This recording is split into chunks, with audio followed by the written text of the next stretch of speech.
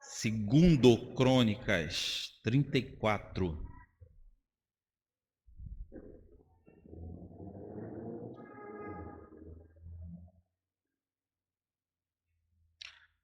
Como eu disse no início, hoje é um culto especial em agradecimento ao Senhor pela Reforma Protestante, completando hoje 504 anos de Reforma. E o texto de hoje vai nos conduzir a isso. Segundo Crônicas 34.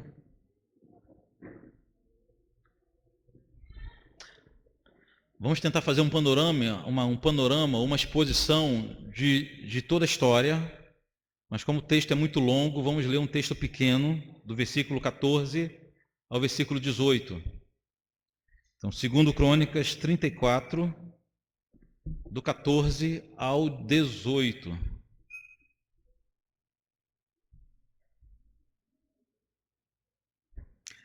Tem gente importante demais aqui hoje, gente. Eu estou meio seguro.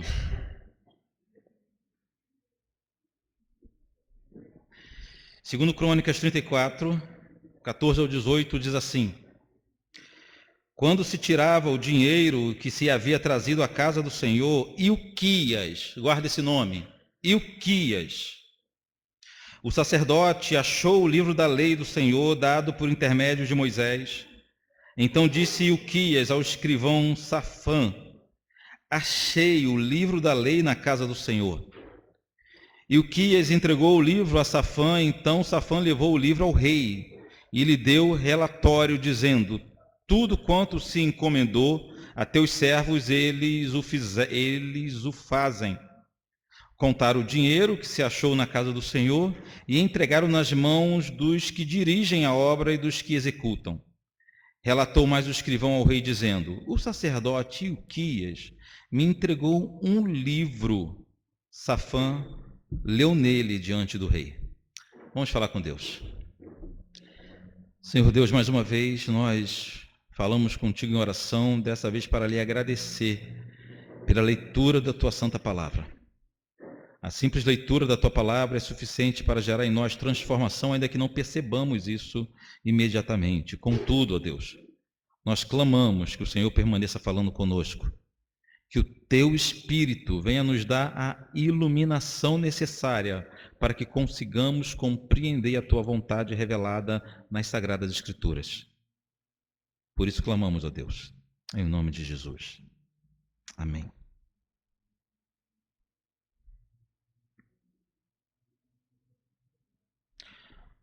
O texto de 2 Crônicas 34, na verdade, o contexto de 2 Crônicas 34 é de uma grande reforma espiritual na vida do povo de Deus. Um grande avivamento estava ocorrendo nos dias do rei Josias. E esse nome você já ouviu algumas vezes. Mas quem foi Josias? Josias foi simplesmente um dos melhores reis da história de Judá. Na verdade, ele foi o último rei bom antes de Jerusalém ser destruída. Para entendermos a importância do avivamento dos dias de Josias e o texto que lemos hoje, nós precisamos voltar na história e conhecer melhor os antecessores do rei Josias, em especial o seu pai Amon e seu avô Manassés, mas também o seu bisavô Ezequias. Preste atenção, para entendermos bem o que estava acontecendo aqui e a importância do avivamento dos dias de Josias, precisamos conhecer um pouco da história dos seus antecessores, dos seus antepassados. Primeiro vamos falar do bisavô de Josias, chamado Ezequias. Esse também é um nome bastante conhecido. De todas as obras realizadas pelo rei Ezequias, a mais importante, ou as mais importantes, estavam relacionadas ao culto ao Senhor. Um dos primeiros atos de Ezequias, quando tornou-se rei, foi mandar abrir as portas do templo. O templo estava fechado em Jerusalém, preste atenção, na cidade santa, não se cultuava mais ao Senhor, mas assim que Ezequias subiu ao trono, a primeira coisa que ele fez foi mandar abrir o templo que Acais tinha fechado. No segundo livro das Crônicas, no capítulo 28, você pode seguir na tua Bíblia, fala sobre o reinado de Acais. Um homem que durante todo o tempo que reinou, afrontou abertamente a vontade de Deus. Mas que chegou ao ponto inimaginável de fazer coisas que pecadores comuns não fazem. Ele profanou o templo do Senhor, ele invadiu aquele templo erguido por Salomão e roubou os utensílios da casa de Deus. Depois, Acais fechou as portas para que não houvesse culto em Jerusalém. Preste atenção, todo o contexto da Bíblia é sempre o verdadeiro culto contrastando com o falso culto. Há uma guerra entre o verdadeiro culto e o falso culto desde Caim e Abel. Desde Caim e Abel que há uma perseguição do falso culto ao verdadeiro culto. A gente olhando os profetas bíblicos, a gente vai ver que sempre quando o povo estava em decadência, a primeira coisa que o Senhor mandava o profeta avisar o povo era para que o povo restaurasse o verdadeiro culto. Para que limpasse os elementos profanos no culto, para que deixassem de fazer no culto o que o Senhor não ordenou. Isso é o contexto de todo o Antigo Testamento, e aqui não era diferente. Então, quando Ezequias tornou-se rei de Judá, seu primeiro ato como rei foi estabelecer o culto ao Senhor. Segundo Crônicas 29, versículo do 1 ao 5, diz assim, tinha Ezequias 25 anos de idade quando começou a reinar e reinou 29 anos em Jerusalém. Sua mãe se chamava Abia e era filho de Zacarias. Versículo 2. Fez ele o que era reto perante o Senhor, segundo tudo quanto fizera Davi, seu antepassado. No primeiro ano do seu reinado, no primeiro mês, abriu as portas da casa do Senhor e as reparou. Trouxe os sacerdotes e os levitas, ajuntou-os na praça oriental e lhes disse, ouve-me, ó levitas, santificai-vos agora e santificai-vos a casa do Senhor, Deus de vossos pais, tirai do santuário a imundícia. O primeiro ato do rei Ezequias, restaurar o culto santo a Deus. Então Josias era bisneto desse grande rei reformador, Ezequias. Um rei que lutou bravamente pelo verdadeiro culto. Depois de Ezequias, quem reinou em seu lugar foi seu filho Manassés. Manassés desfez tudo que seu pai fizera. Tudo que Ezequias era de bom, Manassés era de ruim, digamos assim. Segundo Crônicas 33, versículo 2 ao 9 diz assim, fez, falando de Manassés, fez o que era mal perante o Senhor, segundo as abominações dos gentios, que o Senhor expulsara de suas possessões, de diante dos filhos de Israel. Olha só o que Manassés fez. Pois tornou a edificar os altos que Ezequias, seu pai, havia derribado. Levantou altares aos Baalins e fez postes ídolos, é um poste mesmo, um poste que era adorado, postes ídolos, e se prostrou diante de todo o exército dos céus, aqui são as estrelas, os astros celestiais, e o serviu. Versículo 4, olha só, edificou altares na casa do Senhor. Esse homem, Manassés, edificou altar pagão idólatra dentro do templo de Jerusalém. Algo inimaginável, da qual o Senhor tinha dito, em Jerusalém, porém, o meu nome para sempre. Também edificou altares a todo o exército dos céus, nos dois átrios da casa do Senhor, ou seja, dentro do templo e no pátio também. Olha o versículo 6.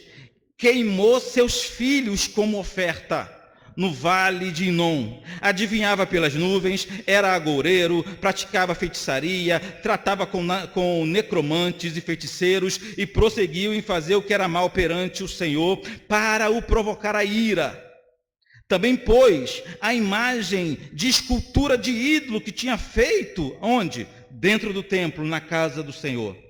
Manassés fez errar a Judá e os moradores de Jerusalém, de maneira que fizeram pior do que a nação que o Senhor tinha destruído diante dos filhos de Deus. Perceba bem quem foi Manassés. O homem que não se contentou em simplesmente desviar o seu caminho, mas ele profanou o culto, profanou o templo, sacrificou os próprios filhos, algo proibido por Deus.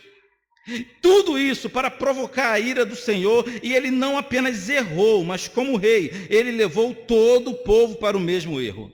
Esse era Manassés, filho de Ezequias. Não adianta nada ser grande o pai. Primeira lição que a gente aprende nessas histórias de pai para filho é que a história do filho não necessariamente precisa replicar a história do pai, nem para o bem, nem para o mal. Esse era Manassés, filho de Ezequias, mas avô de Josias. O nosso foco aqui é Josias, não esqueça isso. É muito nome, não é verdade? Depois de Manassés, quem reinou foi seu filho Amon, que também foi terrível. Amon reinou pouco, mas reinou muito mal. Ainda é 2 Crônicas 33, 21 e 22. Tinha Amon 22 anos de idade quando começou a reinar. Reinou 2 anos em Jerusalém. Fez o que era mal perante o Senhor, como fizera Manassés, seu pai. Porque Amon fez sacrifícios a todas as imagens de escultura que Manassés, seu pai, tinha feito e as serviu. Esses foram os terríveis homens, Manassés e Amon. Depois desses 2 homens terríveis, depois desses 2 reis terríveis, enfim, quem reinou em Israel, quem reinou em Jerusalém, foi o grande Josias.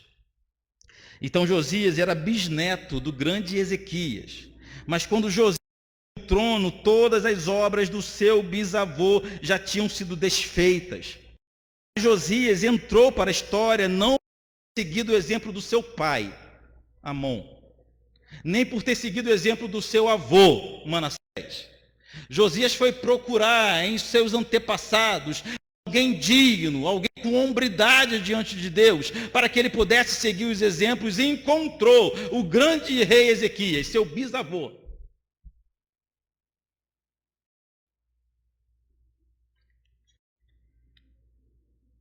Então, quando Josias sobe ao trono, qual era a situação de Israel? Ou melhor, ali já era Judá, né?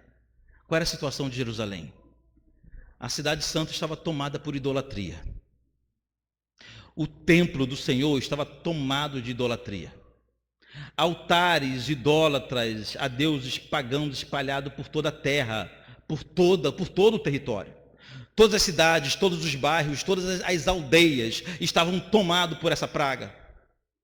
Então Josias começa em seus dias uma grande reforma. Uma grande reforma. Em 2 Crônicas, no início do capítulo 34, que foi o capítulo que lemos hoje, olha o que diz o versículo 1. Tinha Josias 8 anos de idade, guardem essas informações. Ele tinha 8 anos de idade quando começou a reinar, e reinou 31 anos em Jerusalém. Fez o que era reto perante o Senhor, andou em todo o caminho de Davi, seu pai, e não se desviou nem para a direita nem para a esquerda. Porque no 8º ano do seu reinado, faça conta comigo, começou a reinar com 8 anos. No 8º ano do seu reinado, ou seja, ele tinha 16 anos, ele começou ainda moço, começou a buscar o Deus de Davi, seu pai. E no 12º ano começou a purificar a Judá e a Jerusalém dos altos, dos postes ídolos e das imagens de escultura e de fundição. Na presença dele derribaram os altares dos Baalins, ele despedaçou os altares de incenso que estavam acima deles, os postes ídolos, as imagens de escultura e de fundição, quebrou-os, reduzindo-os ao pó, e aspergiu sobre a sepultura dos que tinham sacrificado a eles. Versículo 5. Os ossos dos sacerdotes queimou sobre os seus altares e purificou toda Judá e a Jerusalém. O mesmo fez nas cidades de Manassés, de Efraim, de Simeão, de Naphtali, por todos os lados, no meio de suas ruínas, tendo derribado os altares, os postes ídolos, as imagens de escultura, até reduzi-los a pó, e tendo despedaçado todos os altares de incenso em toda a terra de Israel, então ele voltou para Jerusalém. Resumindo os atos de Josias. Josias, com 8 anos de idade, começou a reinar. Com 16 anos, começou a buscar o Senhor. Com 18 anos, ele começou uma purificação em toda a nação. Um trabalho árduo que levou 6 anos. 6 anos Josias levou com seus trabalhadores, com seus servos, para purificar todo o território, toda a nação, de toda a imundície, inclusive a casa do rei, inclusive o palácio real, inclusive o templo do Senhor. Depois de 6 anos de trabalho, Josias chama os obreiros e fala: agora a gente vai purificar o templo. Deixou o templo por último. O templo vai ser o último. E começa o trabalho de limpeza no templo.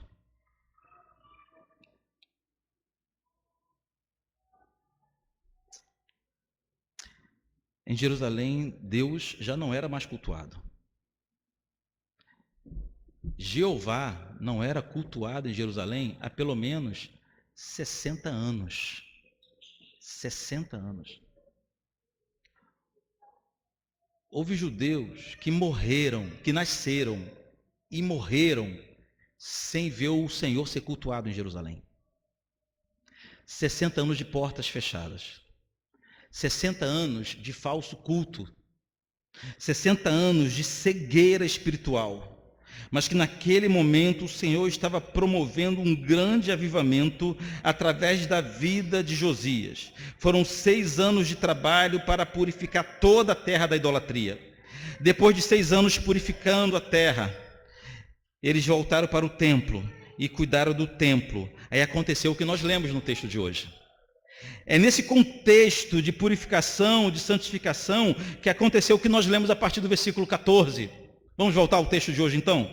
Versículo 14, de 2 Crônicas 34. Quando se tirava o dinheiro que se havia trazido à casa do Senhor, Ilquias, o sacerdote, o que aconteceu? Achou o livro da lei, o livro do Senhor, dado por intermédio de Moisés. Versículo 15. Então disse Ilquias ao escrivão Safã: achei o livro da lei na casa do Senhor. O que estava acontecendo aqui, ou o que aconteceu aqui, mudou a história do povo. Tudo que tinha que ser feito para restabelecer o culto a Deus estava acontecendo. A nação estava experimentando um grande avivamento, destruíram os altares de idolatria, baniram os ídolos pagãos, acabaram com o culto idólatra, reformaram o templo do Senhor, mas faltava apenas uma coisa: a palavra de Deus em seu devido lugar. A lei do Senhor, o livro de Moisés, muito provavelmente o livro de Deuteronômio, estava guardado dentro da arca e por algum motivo foi escondido em algum lugar do templo. E pensem nessa possibilidade: o povo de Deus, por 60 anos, esqueceram a palavra de Deus em algum lugar no templo do Senhor. Estava havendo um grande avivamento em Jerusalém, mas não havia palavra de Deus naquele lugar. Havia tudo em Jerusalém, só não havia palavra de Deus. Os sacerdotes estavam lá, cultos e a religiosidade acontecia naquele lugar. Havia uma festa em Jerusalém. Jerusalém e Judá viviam como se não tivesse acontecendo nada, mas eles estavam seguindo somente o seu próprio coração, porque Deus não falava mais àquele povo, eles não tinham mais a palavra de Deus. Agora tudo faz sentido. Está explicado porque Manassés e Amon se desviaram tanto do Senhor. Está explicado porque o povo de Deus, o único povo da terra que tinha o privilégio de adorar o verdadeiro Deus, abandonaram o Senhor, trocando-o por bonecos de barro, de madeira. Está explicado porque uma geração inteira passou sem conhecer a Deus. É que a palavra de Deus, que é a lâmpada para os nossos pés, a luz para o nosso caminho, a palavra de Deus que é a nossa bússola para não nos perdermos, a palavra de Deus que é o nosso farol no meio da tempestade, estava abandonada em Judá, estava escondida em Judá, tinha sido esquecida em Judá.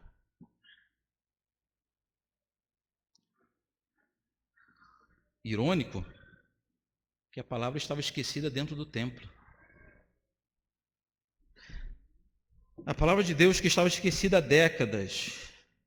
E o que mais chama a atenção nesse momento é que em Jerusalém havia sacerdotes. Havia sacerdotes.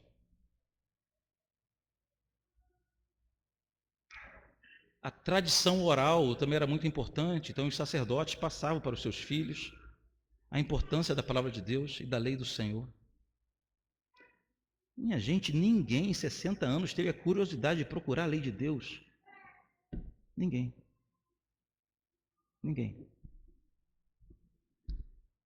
Não havia essa preocupação em amar a lei do Senhor e viver por ela em Jerusalém, como não há em nossos dias. É a mesma coisa. Eu posso tirar a palavra de Deus desse púlpito e falar com vocês toda semana que muitos vão nem perceber. Vão até achar que o pastor está pregando ainda. Mas é outra coisa. Não é a palavra de Deus. Então será que é possível o povo de Deus se reunir, cultuar, cantar, festejar, exercer sua espiritualidade de forma honesta e sincera e ainda assim ser reprovado pelo Senhor? Sim, é possível.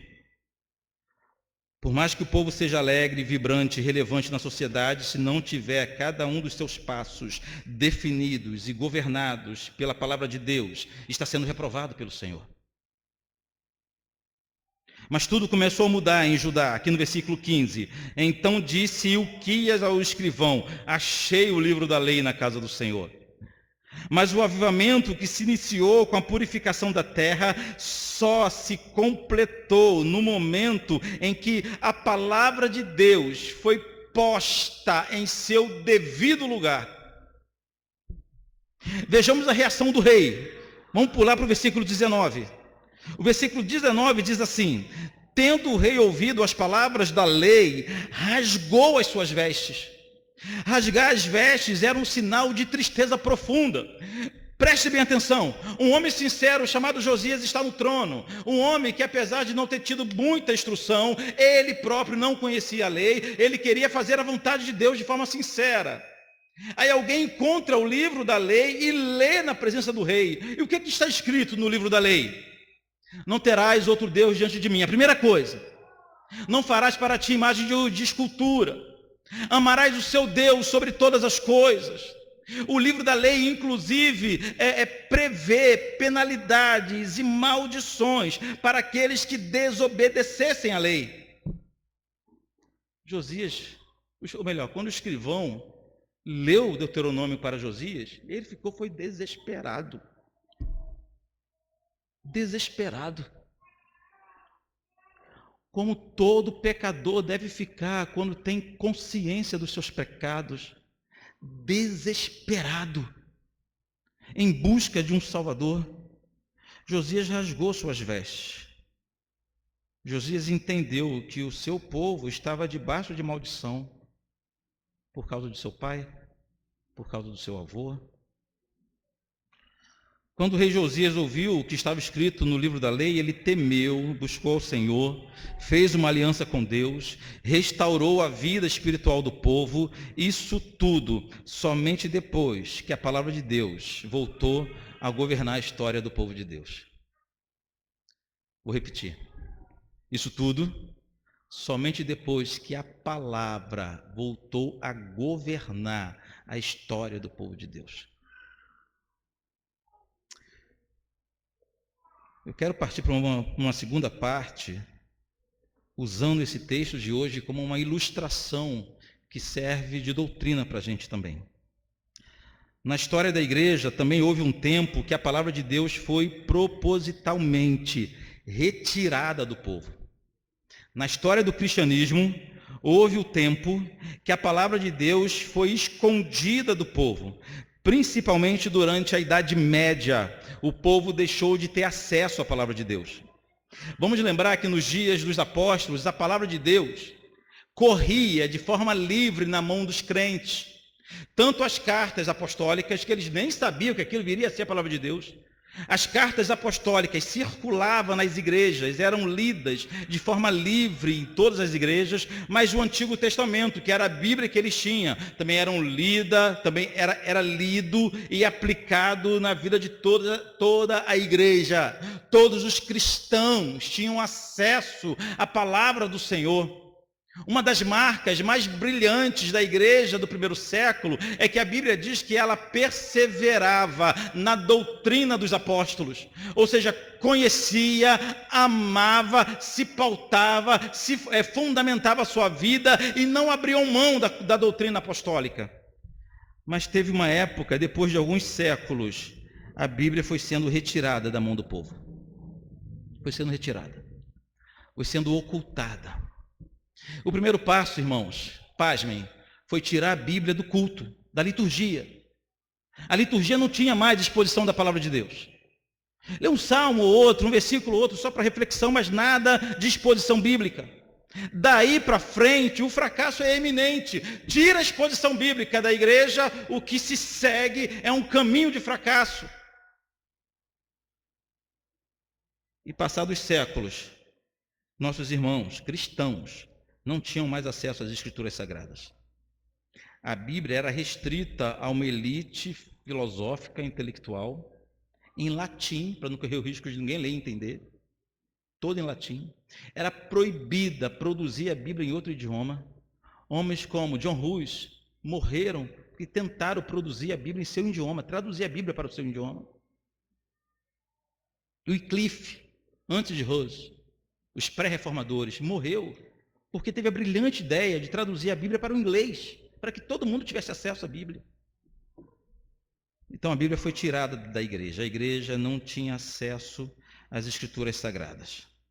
Séculos se passaram e homens conseguiram criar uma igreja forte, uma igreja estruturada, uma igreja organizada, uma igreja rica em liturgia, com templos de ouro, uma igreja poderosa e temida, mas infelizmente desviada das Escrituras. E nós bem sabemos que uma grande igreja sem a palavra de Deus é apenas um império, nada mais. A história da igreja começou a mudar quando um monge agostiniano na Alemanha, a exemplo de Ilquias, que nós lemos em 2 Crônicas 34, descobriu o livro da lei. Martinho Lutero descobriu as santas letras. Martinho Lutero descobriu a palavra de Deus. Martinho Lutero, de forma despretensiosa, preparando um sermão em Romanos, um estudo em Gálatas, ele deparou-se com a frase de que o justo viverá pela fé. E quando, enfim, Lutero descobre que o justo viverá pela fé, é como se tivesse tirado, arrancado uma trave dos seus olhos. Os estudos de Lutero na carta aos Romanos e também na carta aos Gálatas deixaram a mente de Lutero inquieta, pois Lutero vivia em uma época que a igreja vendia bênçãos espirituais, a igreja vendia o perdão de pecados, a igreja vendia a salvação, a igreja vendia um pedaço de terreno no céu, que eram as indulgências. Aí Lutero descobre que a Bíblia diz que a única coisa que se requer do justo é fé em Jesus Cristo. Mais nada. Os irmãos vão lembrar o que eram indulgências. Quem nunca ouviu falar essa palavra? Foi algo criado pelo Papa Leão X. Ele queria finalizar a Basílica de São Pedro. Hoje nós conhecemos bem a Basílica de São Pedro, né? Estava incompleta, tinha que terminar a obra. Então ele teve a brilhante ideia, no ano de 1517, oferecer concessão de indulgências, ou seja, ele acreditava que ele tinha o poder de perdoar pecados. Primeiro equívoco, ele acreditava que ele tinha poder para perdoar pecados. Então ele passou a comercializar esse poder. Ele passou a vender perdão de pecados. Algo tão absurdo que mesmo alma que estava já morta, pessoa morta com a alma no purgatório, segundo eles, poderia ser retirado de lá como oferta financeira. Isso era indulgências. A grande pergunta de Lutero é o seguinte: se o Papa pode perdoar pecado, por que não faz de graça?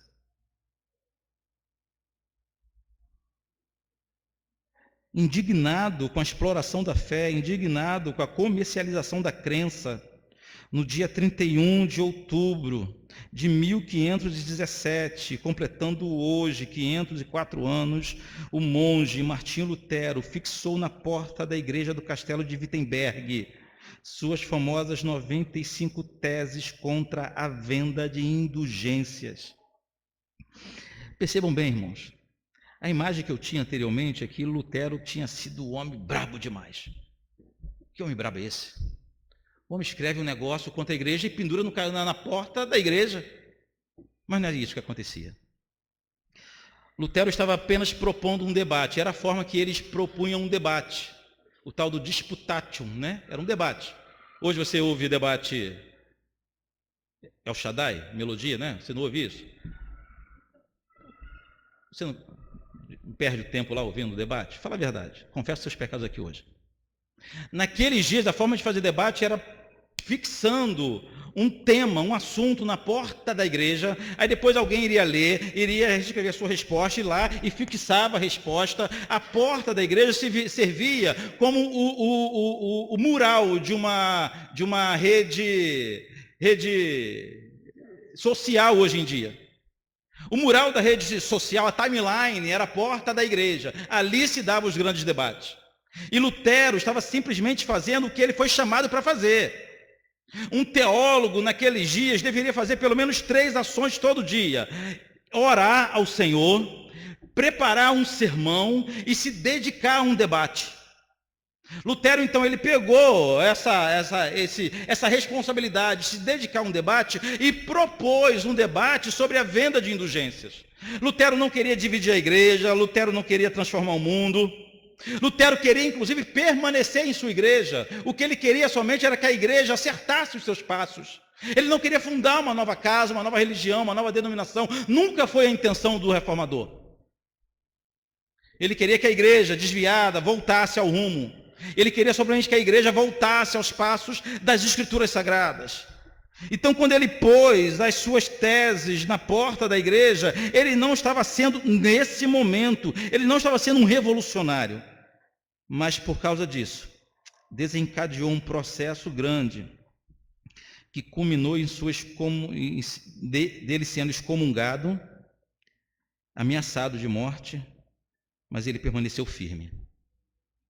Por várias vezes, Lutero foi convocado a voltar atrás em suas afirmações. Mas vejamos o que ele disse em uma dessas ocasiões. Olha só. Se não me convencer, diz, através do testemunho das Escrituras, a minha consciência está tão ligada e cativa destas Escrituras, que são palavras de Deus, que não posso me retratar, nem posso me retratar de absolutamente nada do que eu tenho falado. Isso Lutero disse diante do rei e diante dos príncipes da Alemanha. O que estava acontecendo de verdade durante os dias de Lutero era que a palavra de Deus, que tinha sido esquecida e desprezada por século, estava novamente voltando a tomar o seu lugar de centralidade na vida da igreja e de centralidade na vida de todos os crentes. Não dá para contarmos a história toda, irmãos, mas aconteceu uma grande revolução no mundo, porque um simples monge da região da Saxônia encontrou a palavra de Deus, rendeu-se à palavra de Deus, ensinou a palavra de Deus e expôs a palavra de Deus. Foi somente isso que ele fez. Somente isso. No final de sua vida, quando perguntaram a Lutero como que ele pôde ser capaz de promover uma revolução tão grande, ao ponto de fazer a igreja da Alemanha romper com a igreja de Roma.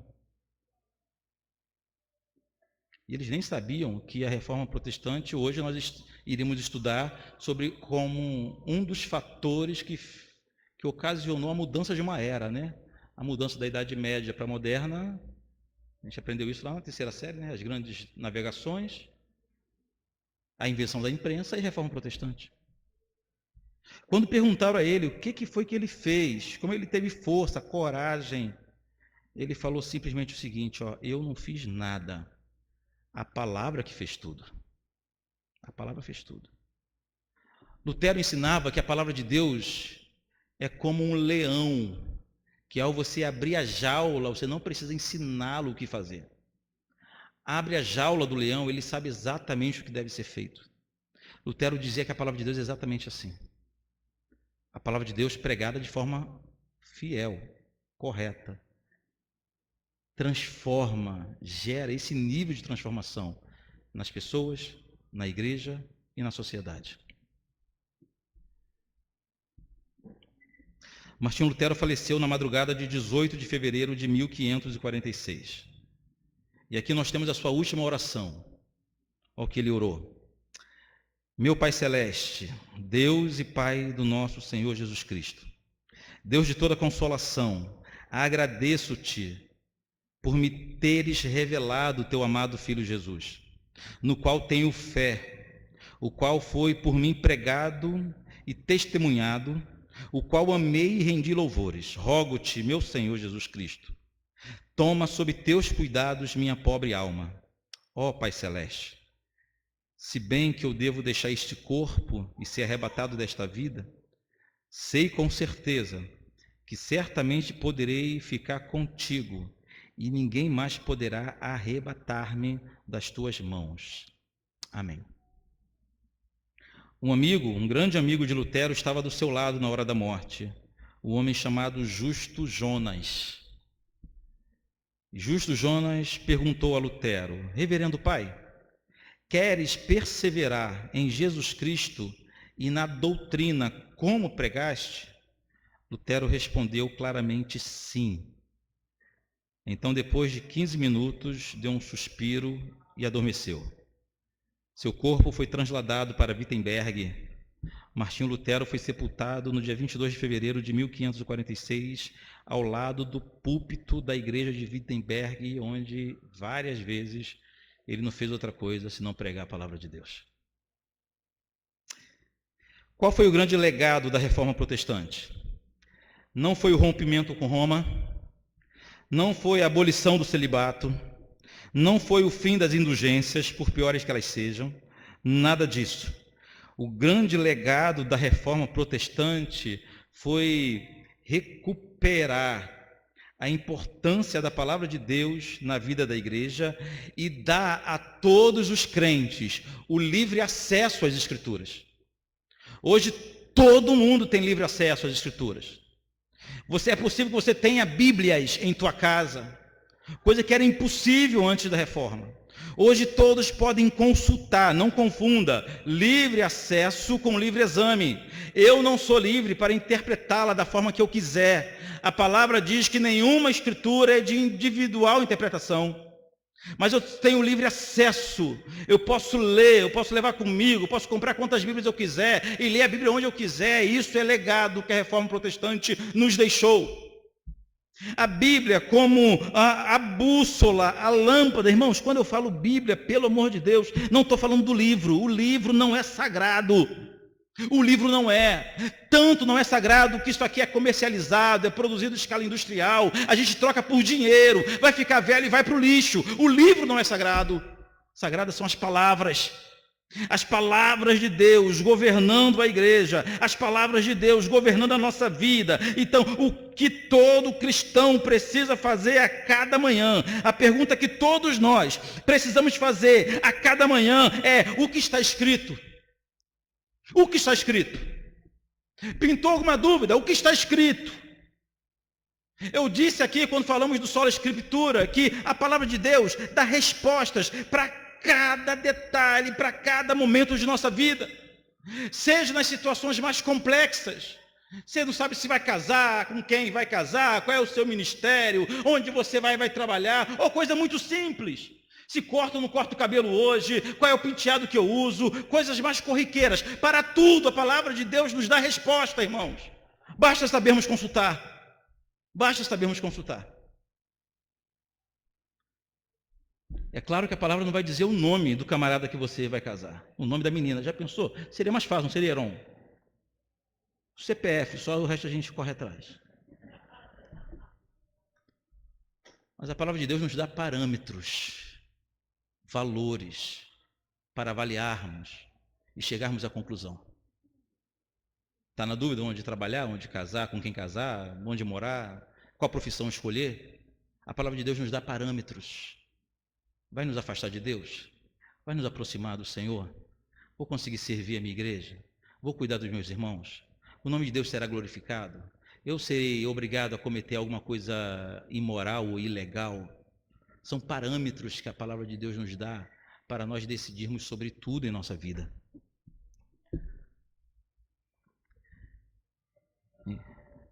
Seguindo para o fim, precisamos sair daqui com a certeza de que a reforma protestante não foi uma inovação, foi uma renovação. A reforma protestante não inventou nada. Não inventou nada. A reforma protestante não inventou uma única doutrina. A reforma protestante apenas reconduziu um povo desviado às doutrinas bíblicas. Foi um retorno à doutrina bíblica. Há o lema que foi cunhado bem depois de 1517, da reforma protestante, que é Igreja Reformada sempre se reformando. Já ouviu isso? Isso significa, não é que a gente deve sempre inventar coisas novas, não. Isso significa que uma igreja reformada, todo dia, tem que se reformar novamente. Porque naturalmente, nós nos desviamos das doutrinas bíblicas, naturalmente. Naturalmente a gente incrementa, naturalmente a gente inventa, naturalmente. Então a igreja reformada diariamente deve voltar às escrituras sagradas. Eu quero agora sim terminar de verdade, fazendo um resumo do que foi a nossa pregação ao longo desse último mês. Nesse último mês, a cada semana, cada domingo, nós vimos uma das 5 solas. E o que são as 5 solas? As 5 solas foram afirmações. 5 afirmações que resumem as doutrinas reformadas. 5 sola. Sola significa somente em latim. Então, são 5 afirmações que resumem a doutrina reformada. Temos aqui um slide com as 5. Em primeiro lugar, falamos aqui no primeiro domingo sobre o sola scriptura, ou somente as escrituras, porque acreditamos que a Bíblia é sozinha. A Bíblia é sozinha. Não é a Bíblia, mas não é a Bíblia sozinha. Tem tudo que é necessário para a nossa salvação do pecado. Não há a menor possibilidade de encontrarmos palavra de salvação fora das Escrituras Sagradas. A palavra de Deus é a luz que ilumina o nosso caminho, é a lâmpada para os nossos pés, ela é o porto firme na tempestade, é o farol que nos guia na escuridão. A palavra de Deus nunca falhou. Os crentes confiam na Bíblia justamente porque não fomos nós quem a escrevemos, não foi a igreja quem a escreveu. Foi o próprio Deus. Sola Escritura. Segundo solo, solos Cristos. Reafirmamos que nossa salvação é realizada unicamente pela obra de Cristo, nenhuma obra nossa. Acreditamos que que não há salvação fora de Jesus. Acreditamos que todos os caminhos levam a Deus como juiz, mas somente Jesus leva a Deus como Pai. Isso acreditamos. Sola gratia, reafirmamos, ou somente a graça, reafirmamos que na salvação fomos resgatados da ira de Deus unicamente pela graça do Senhor, que não há a menor possibilidade de nós termos algum merecimento. Pelo contrário, tudo que nós merecíamos era a condenação, mas acreditamos que Deus olhou para cada um de nós com olhos de amor, ou como diz Efésios capítulo 2, mas Deus, sendo rico em misericórdia, por causa do grande amor que nos amou, estando nós mortos em delitos e pecado, nos deu vida juntamente com Cristo. Sola fide, ou somente a fé. Reafirmamos que a justificação pela graça alcançamos somente pela fé em Jesus e não por nossas obras, sem esforço, sem rituais, mas apenas pela fé em Cristo somos declarados justos diante de Deus. E por fim, soli deu glória, ou glória somente a Deus. Isso porque reafirmamos que como nenhum pecador pode se salvar, com isso nenhum de nós tem mérito algum na salvação. Então a salvação é toda a obra de Deus, ela é toda realizada por Deus. Concluímos com isso, então, que como a salvação é obra exclusiva de Deus, ela deve resultar em glória somente a Deus. Se minha salvação, preste atenção nisso, se minha salvação dependesse 1% de mim, o Senhor teria que dividir sua glória comigo. A glória seria dividida entre eu e Deus. Mas graças a Deus, a Bíblia nos garante que não depende em nada de mim. Se dependesse 1% de mim, é certo que eu estaria condenado. Mas o processo de salvação é toda obra de Deus. E por isso que a glória é somente dele. Uma das grandes diferenças da teologia reformada, ela humilha o homem e coloca o Senhor onde deve estar. Nós reconhecemos que somos nada, pecadores e pó, não decidimos, não escolhemos, não fomos nós que fizemos isso. E ele é todo soberano, nos escolheu por sua graça, por seu favor imerecido, por causa dos seus planos que não entendemos.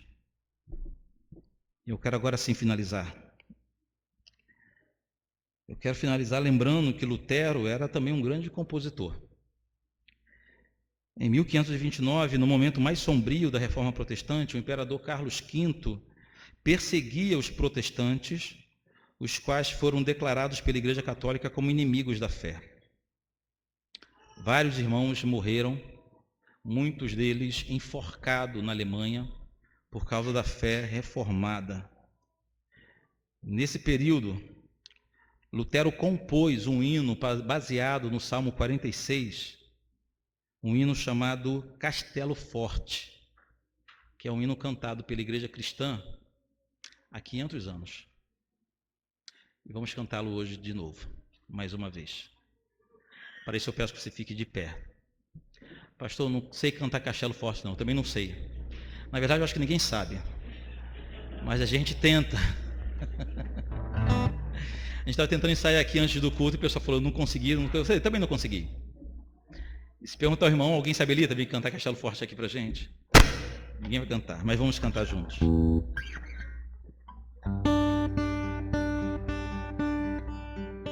Esperem.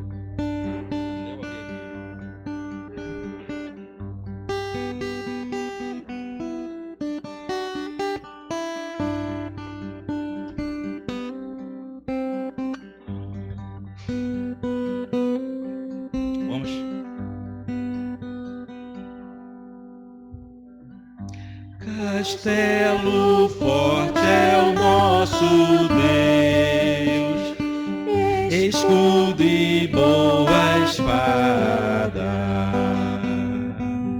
com seu poder defende os seus, a sua igreja amada, com força e com furor, nos prova o tentador, com artimanhas tais e astúcias infernais, iguais não há na terra. A nossa força nada faz, estamos nós perdidos, mas nosso Deus socorro traz e somos protegidos. Defende-nos, Jesus, o que venceu na cruz, Senhor dos altos céus, que sendo o próprio Deus triunfa na batalha. Se nos quisessem devorar, demônios não contados não nos podiam assustar, nem somos derrotados. O grande acusador dos servos do Senhor já condenado está, vencido cairá por uma só palavra. Sim, que a palavra ficará, sabemos com certeza, pois ela nos ajudará com armas de defesa. Se temos de perder famílias, bens, poder, embora a vida vá, por nós Jesus está, e dar-nos a seu reino.